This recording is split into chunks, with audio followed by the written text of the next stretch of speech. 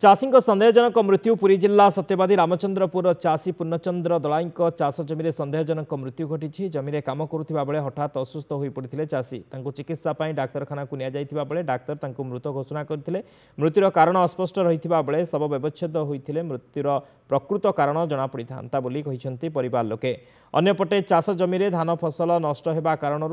मृत्यु होई पारे बोली परिवार लोक ग्रामवासी अभियोग करपटे शव व्यवच्छेद नक शव सत्कार कारण मृत्युर प्रकृत कारण अस्पष्ट रही स्थानीय तहसिलदार कहते बिल को जाते देखिले धान सब भाषुची बिल भाषी दी तीन बुआ आणिकी बिल बाहर आनी सुखेले सुखी मुंडा कौन उठेगा देखिले धान देखिरी कौन है मैंने ओल्टी पड़े से सान भाई काटिक मेडिकल आए मेडिकल आणिक मेडिकल नहीं गला डॉक्टर मृत घोषणा कले धान आगे बिल 2 एकड़ 3 एकड़ धान होता कौन दाबी दाबी कि लक्ष 1.5 लाख लोन कर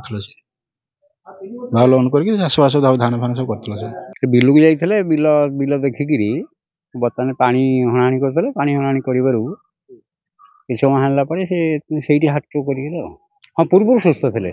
पूरा स्ट्रंग थे आज सका मुझे कथा हला भिणी कथबार्ता गला से बिलू जाते बिलू जाते आसती शुणिली ए विषय मु भी गोटे खबर पाई खबर पाइला आमर सदानंदपुर राजस्व निरीक्षक को से गाँव को पठेली से तदंत जाई पहुँचला कही कि इमिडिएटली पोस्टमार्टम करने पोस्टमार्टम होता आम एक्चुअल कज ऑफ डेथ जानी पारि था